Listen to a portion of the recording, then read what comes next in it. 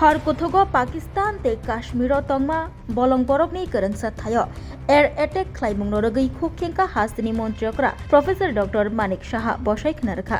लाई थांजाक साल जिबा रमै पहलगामनि पाटिमुंनो रगै जुदा जुदा गक खोनाजागै तंगमानि पहलगामो बलं बरक बाय सिलाय कवै गोबांमा इंडियन टूरिस्ट बुथारजाकमानि मन्त्रि बखरो नरेंद्र मोदी केबनो याकार गलाखनै बसालांमानि तेई बलं बरक रक रमजेगे शाक भारत एबा हाकतर सिरिं तंगलाखनै सामानि आबनि यागलो हर कुथुगो बलं बरक तंगमा गोरोंसा थायो एयर एटेक खलायै बलं बरकनि बिसिंगो गोबांमा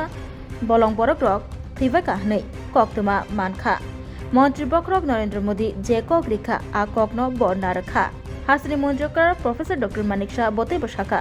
मन्त्री बखरक नरेंद्र मोदी जे कक रिओ आबनो खलाई फुनगो तै हाकतर बाय बाक्सा मन्त्री बखरक सालब्रुम नतंगो तै त्रिपुरा हासनि लुकुरक बायबो मन्त्री बखरक तंग सेना बाहिनी বায়ুসেনা খবই जुदा जुदा নৌসেনা আকর্ষণ রক্ষণে সাইখানা রাখা মন্ত্রকরা 15 দিন ধরে অনেক আলোচনা অনেক কিছু কথাবার্তা আমরা শুনছিলাম তো পেহেলগাঁওতে যে অমানবিক যে পাকিস্তান পুষ্ট যারা টেররিস্টরা ছিল যেভাবে নৃশংসভাবে আমাদের ভারতীয় 25 জনকে হত্যা করেছেন এবং আমাদের যে নেপালের আরেকজনকে মানে টোটাল 26 জনকে যে নৃশংসভাবে হত্যা করেছেন আমাদের যশস্বী প্রধানমন্ত্রী নরেন্দ্র মোদীজি বলেছিলেন যে কাউকে ছাড়া হবে না টেররিস্টকে ধ্বংস না করা পর্যন্ত ততদিন চুপ থাকবে না ভারত এবং অনেক কথা হচ্ছিল নানাভাবে কিন্তু আজকে আপনারা দেখতে পেলাম কি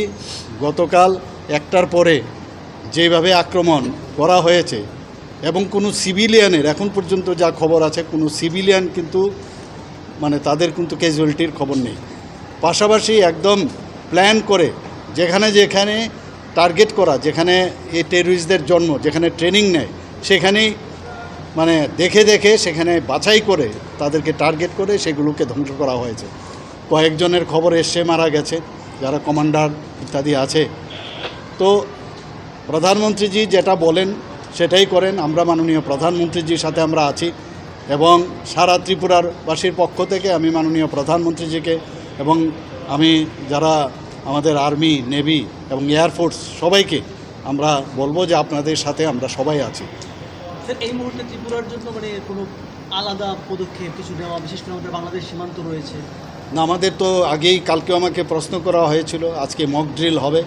তো আমাদের তরফ থেকে খুব প্ল্যান্ড ওয়েতে আপনারা আজকেও আমি আসার আগে দেখলাম যে আমাদের এক্সটার্নাল মিনিস্ট্রি থেকে অলরেডি প্রেস কনফারেন্সের মাধ্যমে কি হয়েছে এবং কেন হয়েছে মানে ভারতবর্ষে কতবার এই টেররিস্টরা আঘাত হেনেছে তো তাদের মানে উপযুক্ত জবাব দেওয়ার এখন সময় এনাফ ইজ এনাফ এবং সেটা আমাদের যারা মানে সেনাবাহিনীরা আছেন তার উপযুক্ত জবাব দিচ্ছেন এবং আগামী দিনও দেবেন